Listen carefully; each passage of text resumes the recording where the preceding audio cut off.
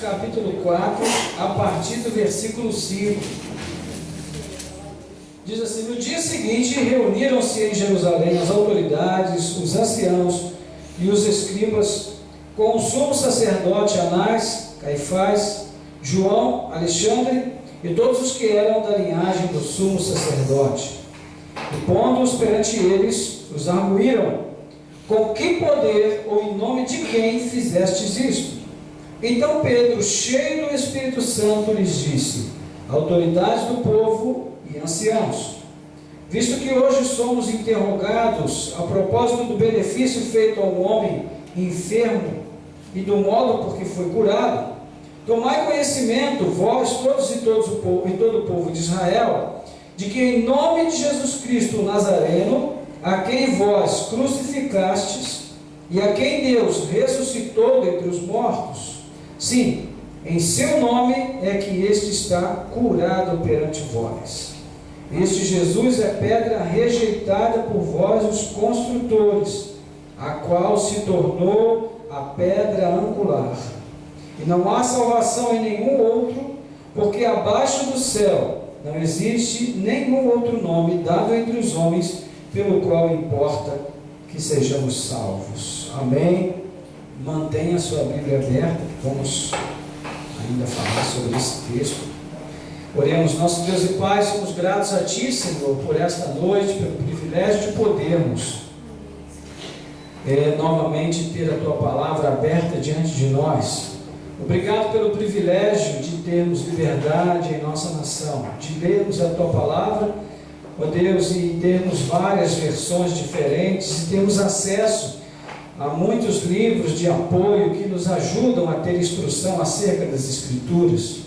Nós te agradecemos por essas dádivas maravilhosas, ó Deus, que não foram concedidas a muitos no passado, que precisavam de uma revelação direta da parte do Senhor, para compreender muitas coisas que hoje para nós são tão claras, Senhor.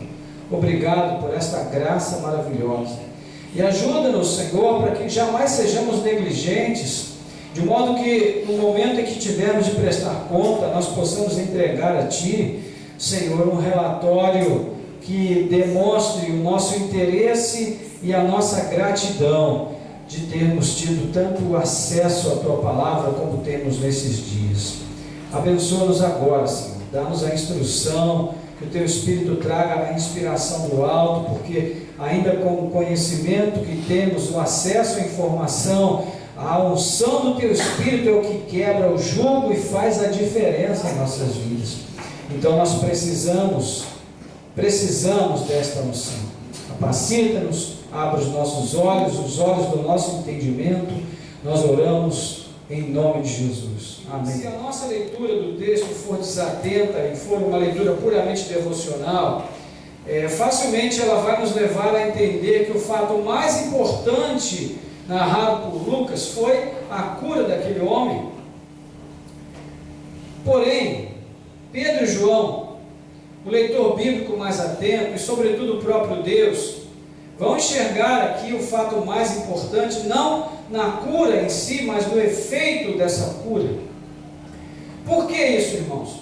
Porque a cura deu ocasião à proclamação do Evangelho aos judeus, e começando pelo milagre operado ali e testemunhado por muitas pessoas, Pedro vai desenvolver um sermão que iria abalar os fundamentos do judaísmo conservador.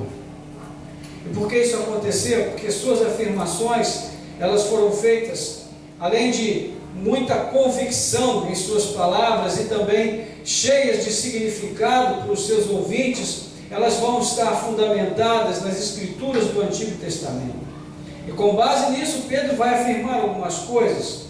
A primeira coisa que ele afirma, e nós estamos fazendo aqui um retrospecto de tudo que já vimos, é que o milagre fora operado por Jesus. A segunda coisa é que o significado mais profundo do milagre era que nesse milagre Deus estava glorificando o seu servo, Jesus, atentando também para o fato que a simples menção do título servo, com S maiúsculo, já apontava para a conhecida profecia de Isaías, lá quando ele vai expressar o cântico dos servos, os cânticos do servo, que vão acontecer em algumas porções de vários capítulos, mas especialmente ali entre os capítulos 50 e 53 do livro de Isaías, o servo do Senhor, um título messiânico. A terceira coisa que Pedro afirma é que esse Deus, o mesmo Deus de Abraão, Isaque e Jacó, ele era o mesmo Deus em quem os judeus afirmavam crer e ao qual diziam prestar culto, adorar, né? E aí, em quarto lugar, ironicamente, aquele Jesus, né, que havia sido glorificado por Deus por intermédio do milagre, era o mesmo a quem os judeus negavam e também era o mesmo que havia sido morto por eles depois de ter sido condenado, né, quando era inocente. E nesse ponto parece que Pedro vai aumentando aqui o volume e a intensidade das suas palavras, né, e lá pelo final dessa reflexão ele dispara, né, contra os judeus aquela verdade que iria abalar mais as estruturas da sua religião. Ele diz que esse Jesus que vocês negaram, esse Jesus que vocês condenaram, esse Jesus que vocês mataram, sendo ele inocente, Deus o ressuscitou dos mortos. Deus o ressuscitou dos mortos, né? E mais, esse Jesus é o Messias que havia sido anunciado pela boca de Moisés, de Samuel e de todos os profetas. Não há outro Messias que virá, esse é o único Messias que devia vir, e foi ele que veio, e ele é o Messias verdadeiro, né? E esse Messias, segundo as profecias, ele devia padecer. Era necessário que ele padecesse. Então, mesmo na sua ignorância e na arrogância de vocês, judeus, vocês foram usados para cumprir o plano eterno do Pai. E isso certamente abalou demais aquilo que os judeus acreditavam ser a verdade revelada nas Escrituras do Antigo Testamento. E Pedro finaliza dizendo: então hoje vocês estão sendo chamados a se arrependerem, a crerem, para que sejam cancelados os vossos pecados. Vocês são os filhos dos profetas, vocês são os herdeiros naturais da promessa, e por isso o Messias foi enviado primeiramente a vocês para vos abençoar. Versículo 26. Agora, nesse momento, todo esse discurso de Pedro, quando chega no versículo 26, Pedro é interrompido no seu discurso. Por quê? Porque tudo isso foi demais para os judeus. Foi demais. E então, os sacerdotes, os anciãos e os escribas, ao serem informados sobre tudo, eles se ressentiram, acima de tudo, por causa da menção à ressurreição de Jesus. Nós já falamos no domingo passado a questão dos saduceus de não crerem na ressurreição. Também falamos que as autoridades religiosas, especialmente a casta sacerdotal, se constituíam majoritariamente de saduceus. Então esse foi o motivo básico da prisão de Pedro e de João, o fato de eles anunciarem a ressurreição de Jesus. E no dia seguinte, versículo 5, de onde nós retomamos a nossa leitura hoje, as autoridades, formadas ali por 70 homens, dos mais ricos, dos mais educados, dos mais poderosos e influentes da sociedade israelita, eles se reuniram como sumo sacerdote, formando ali o Sinédrio, a mais alta corte do povo judeu.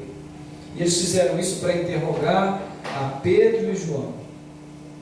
Nós falamos no domingo passado que eles não puderam fazer isso no mesmo dia, porque Pedro e João já haviam sido presos tarde e o expediente no templo terminava por volta de 4 horas da tarde, quando eles começavam a fechar as portas, e qualquer questão importante devia ser deixada para o dia seguinte, porque o dia de um judeu efetivamente terminava às 6 horas da tarde.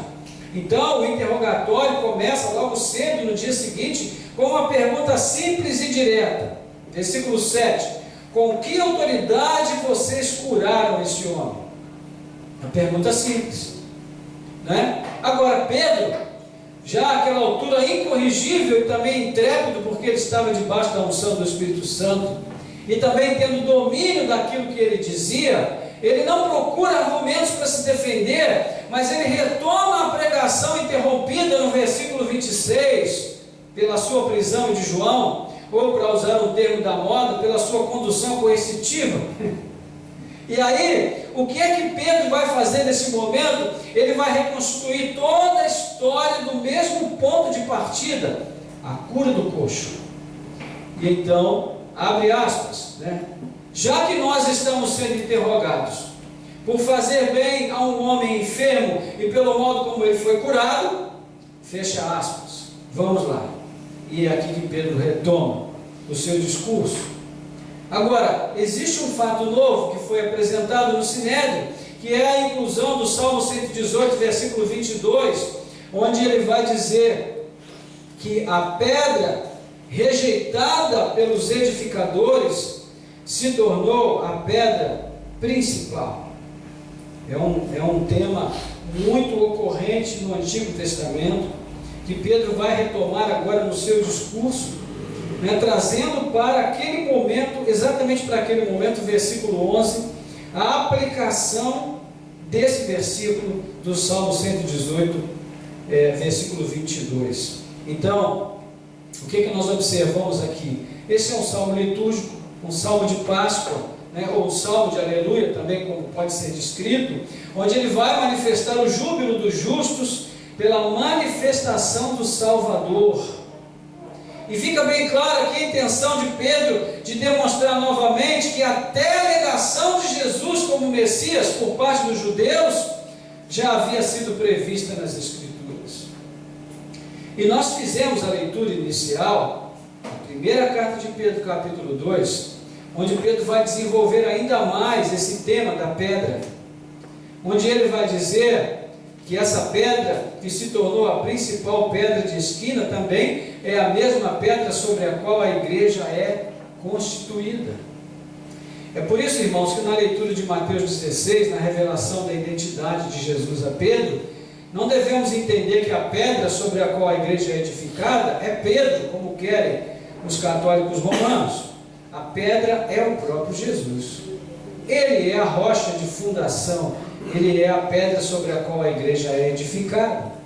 Mas essa pedra, ela pode ser tanto uma pedra de fundamento e edificação, como ela também pode ser uma pedra de ruína. Porque também as Escrituras vão dizer: ai daquele sobre quem essa pedra cair.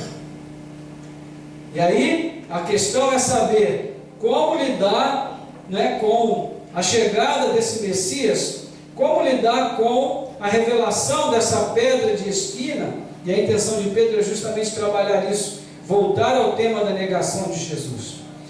Só que tem um detalhe: se Jesus é a pedra principal, ele se tornou a cabeça de esquina, a pedra angular, a pedra que estabelece o princípio, a demarcação, o rumo, o prumo.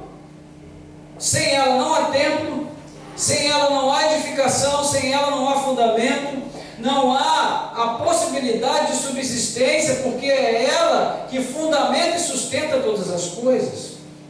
Então não há outro nome dado entre os homens por meio do qual se possa salvar além do nome de Jesus. É isso que Pedro sustenta. E quando ele termina esse seu resumo de tudo que ele havia pregado no templo, o Sinédrio é obrigado a reconhecer as palavras de Pedro, né?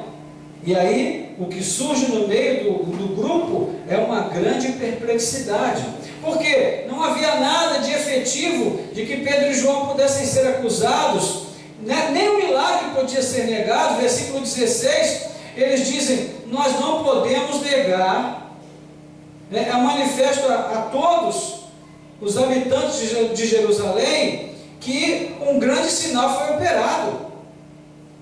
Não há como negar isso, não temos como negar. Então o que vamos fazer com esses homens? Foi uma circunstância muito nova para eles, porque apesar de ser iletrados e incultos. E isso não significa, irmãos, como a gente pensa inicialmente, que Pedro e João fossem analfabetos. Não é isso. Iletrados e incultos tem o sentido de que eles não haviam recebido educação formal na tradição dos escribas.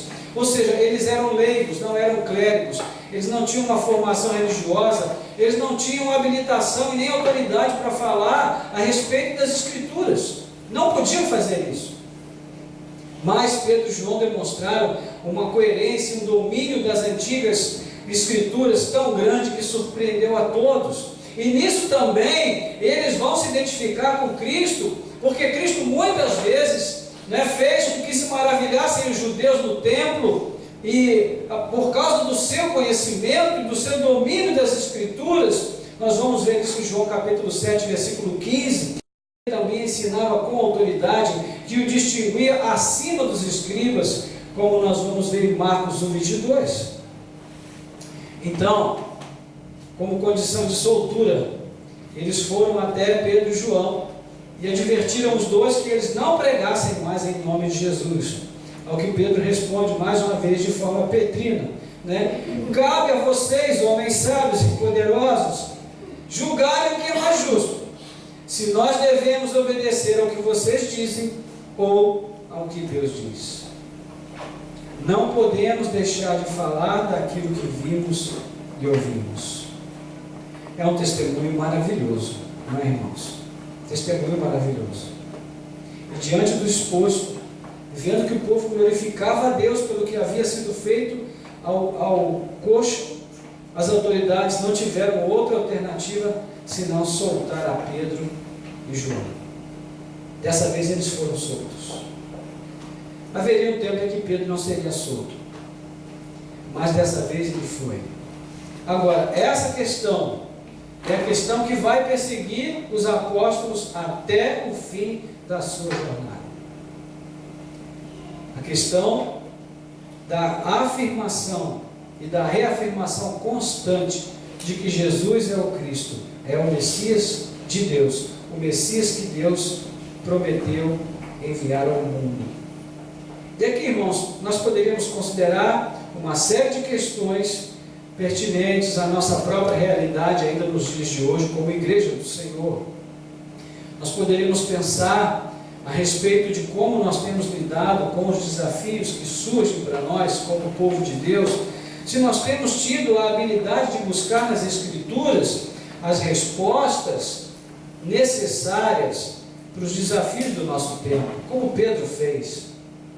Se nós temos usado a palavra de Deus com sabedoria, com critério, manejando a palavra da verdade com propriedade, como Paulo vai dizer a Timóteo, que o homem de Deus ele deve ser capaz de manejar bem a palavra da verdade. E é claro que o homem aqui não é uma distinção de gênero, ele fala do homem, da mulher, de qualquer pessoa. Na cultura de Paulo, talvez ele falasse sim do homem, uma questão mais de gênero por causa da cultura, mas nos nossos dias, tanto homens quanto mulheres, e nós vamos ver também em Paulo que não há distinção da parte de Deus nesse sentido, daqueles que devem dar o testemunho.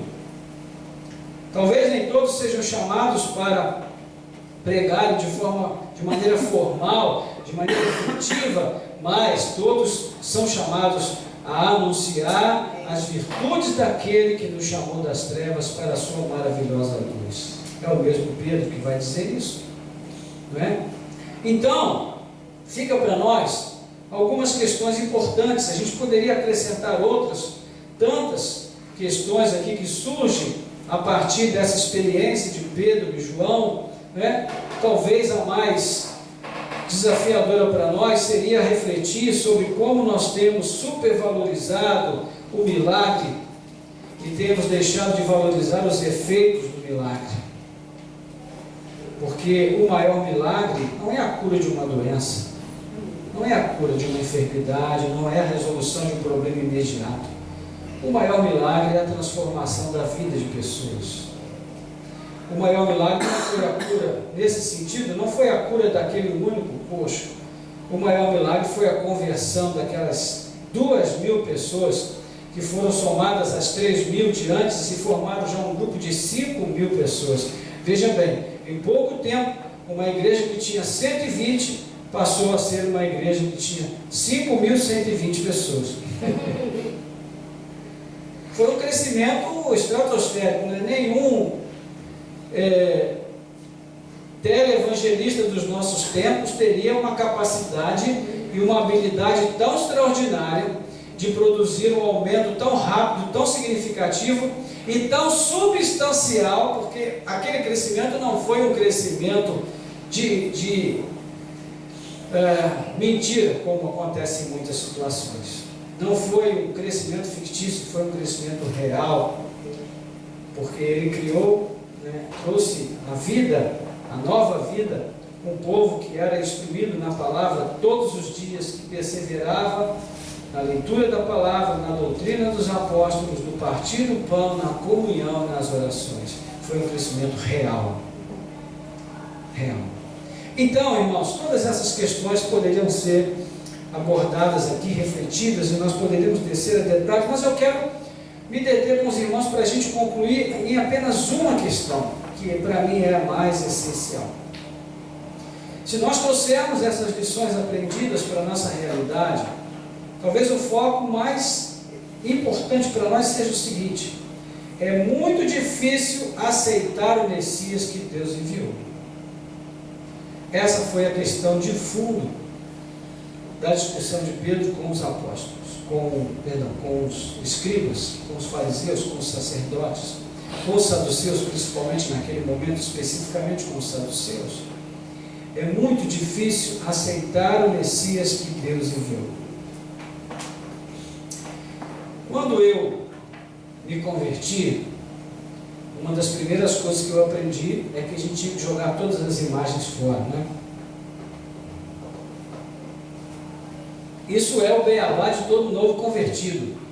A primeira coisa que as pessoas vão procurar na vida de um novo crente é se ele tem imagens.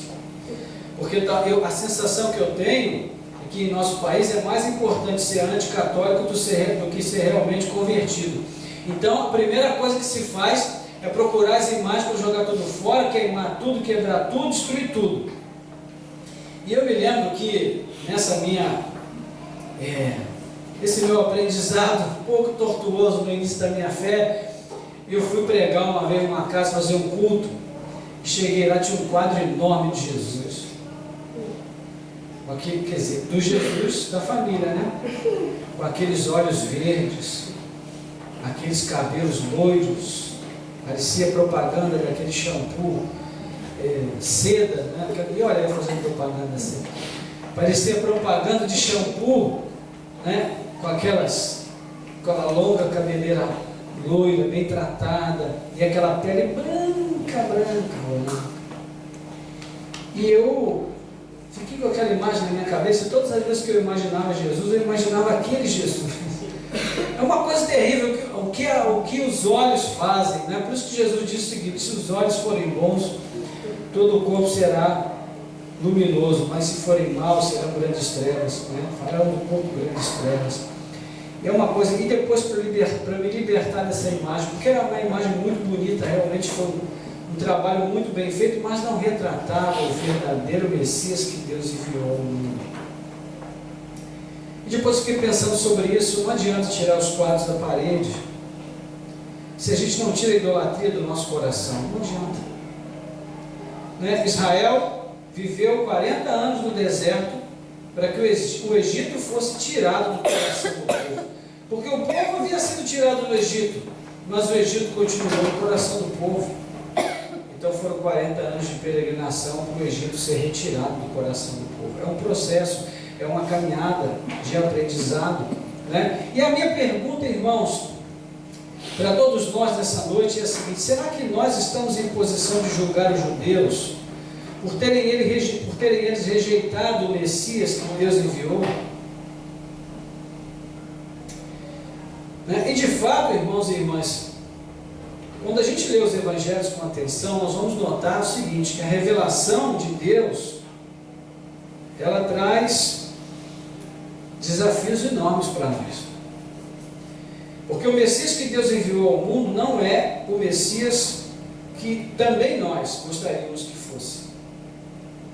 E olha, se Deus não abrir os olhos de um homem, se Deus não abrir a mente de uma pessoa, essa pessoa não pode enxergar nada além da superfície do seu. Não pode enxergar. É preciso que haja uma iluminação espiritual. É por isso que Paulo, escrevendo aos Efésios, ele vai dizer para eles, no capítulo 3, eu oro para que, iluminados os olhos dos vossos corações, vocês consigam enxergar a verdade do Evangelho. Irmãos, é um motivo de intercessão. Motivo de intercessão. E a minha segunda pergunta é: quantas vezes nós temos orado, pedindo a Deus, Senhor, abre os olhos do meu entendimento, para que eu possa ver a revelação da verdade, para que eu possa entender a Tua palavra como ela é, não como eu quero que ela seja, para que eu possa receber o Messias que o Senhor enviou, não o Messias que eu quero, não é? Irmãos, com quantas cores nós já pintamos esse Messias nas nossas músicas? Vamos falar a verdade.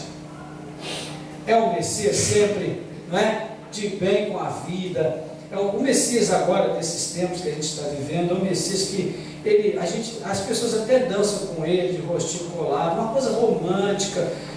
Mas esse Messias não tem nada a ver com o Messias que Deus enviou. E eu sou capaz de afirmar que se nós estivéssemos no lugar dos judeus, nós rejeitaríamos o Messias assim como eles rejeitaram, porque nós também somos inclinados a julgar pela aparência. Mas o Cântico do Servo já previa: olhamos para ele e não vimos nada que nos agradasse. Seu rosto era desfigurado, como raiz de uma terra seca, sem aparência nem formosura. Eu pergunto para os irmãos, pergunta de prova: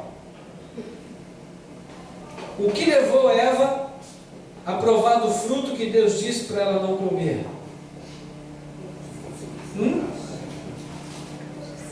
O texto diz que, olhando o fruto, ela viu que ele era agradável aos olhos, né?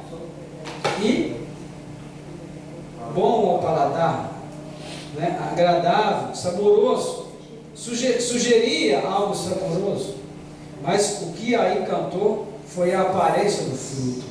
Irmãos, todos nós somos inclinados a isso.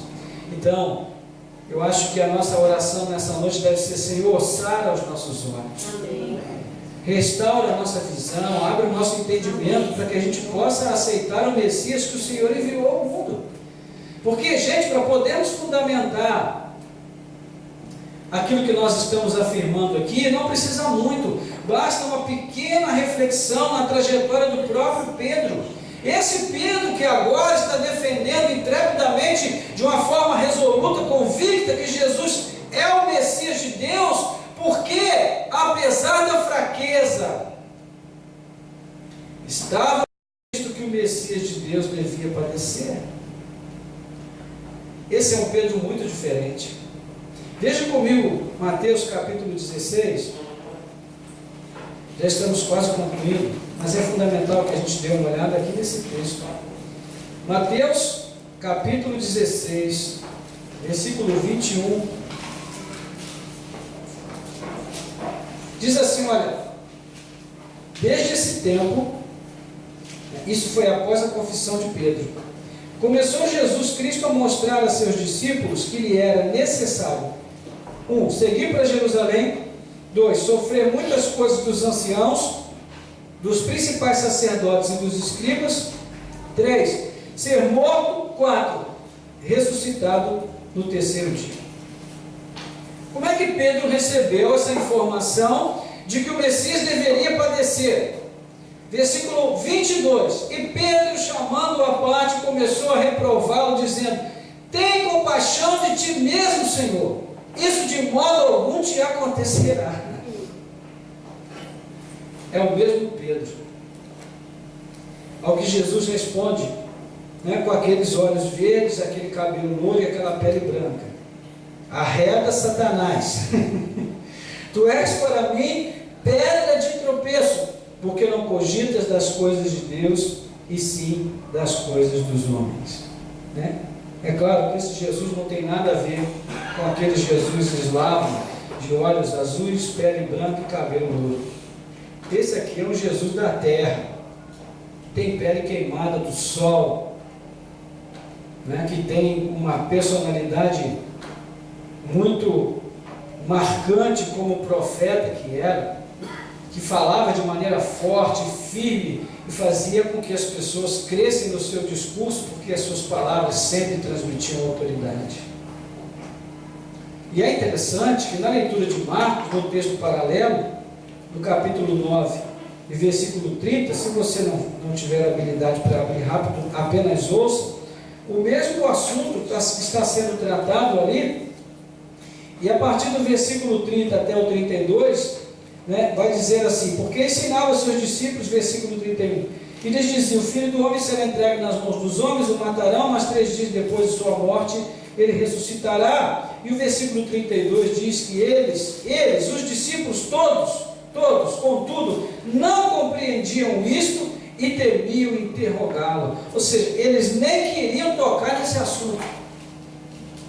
Porque, gente, ninguém quer um Messias fraco. Ninguém quer um Messias fragilizado. Ninguém quer um Messias que se entrega. O que todos querem é um Messias triunfante, que venha num cavalo branco, né, com um manto púrpura, para libertar o seu povo das opressões imediatas deste mundo. Era o que eles esperavam, mas não era o que Deus tinha a oferecer. O Messias de Deus nasceria numa manjedoura, viria em absoluta fraqueza, transfigurado, né, com a sua aparência sem despertar nada de especial. Ele era tão comum que Judas disse: olha, vai ser aquele que eu beijar. Ou seja, ele se misturava no meio do povo, ninguém era capaz de identificá-lo pela aparência, era uma pessoa comum. Mas não existe nenhum outro nome dado entre os homens pelo qual importa que sejamos salvos, senão o nome desse Messias que Deus enviou, Jesus. Diante desse nome, todo o inferno se abala, as miríades celestiais se curvam para esse nome. Não há enfermidade, não há doença, não há mal que resistirá no dia que o Senhor vier para restaurar todas as coisas, para restaurar o seu povo, para restaurar a sua igreja. Nesse dia, sim, todo mal será definitivamente punido e destruído. E nós vivemos nesta esperança, irmãos. Mas nós precisamos entender qual é o Messias que Deus enviou ao mundo. Não é esse Messias prestador de serviços que anda sendo pregado por aí. Não é esse Messias que se submete às ordens que são feitas em orações triunfalistas. Não é esse Messias que faz aliança com partidos políticos. Esse Messias não é o Messias que Deus enviou ao mundo. E ele certamente seria rejeitado por Deus, embora ele seja aceito por boa parte dos cristãos, né, que se denominam cristãos no mundo de hoje. Mas o Messias aprovado por Deus é aquele que abraçou a cruz, não porque era masoquista, mas porque isso fazia parte do plano de Deus para a salvação da humanidade. Só existe um Salvador, só existe um Messias, e é o Messias que Deus enviou. Ou se vive à sombra desse Messias, ou não há esperança de salvação para ninguém. Amém, irmãos? Amém. Louvado seja Deus. Vamos orar. Vamos pedir ao Senhor que nos ajude, abra os olhos do nosso entendimento.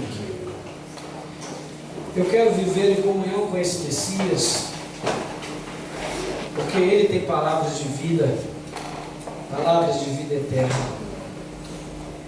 A coisa mais preciosa para Pedro, depois que Jesus partiu, era a oportunidade de falar de Jesus.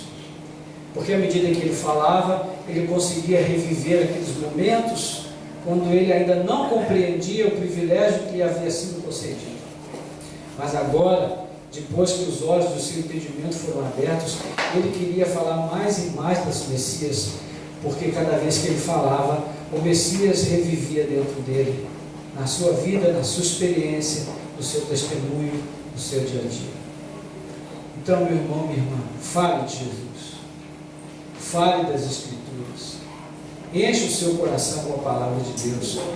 Porque à medida que você fala desse Jesus, à medida que você compartilha o testemunho de Jesus, à medida que você lê a respeito da revelação de Jesus, ele vai se tornar cada vez mais vivo na sua alma, no seu coração, no seu testemunho, na sua casa, no seu trabalho, na faculdade, na escola, onde quer que você esteja, ele estará contigo de forma viva, efetiva, né? Dando a você força para que o teu testemunho permaneça firme diante dele. Amém. E também diante dos homens.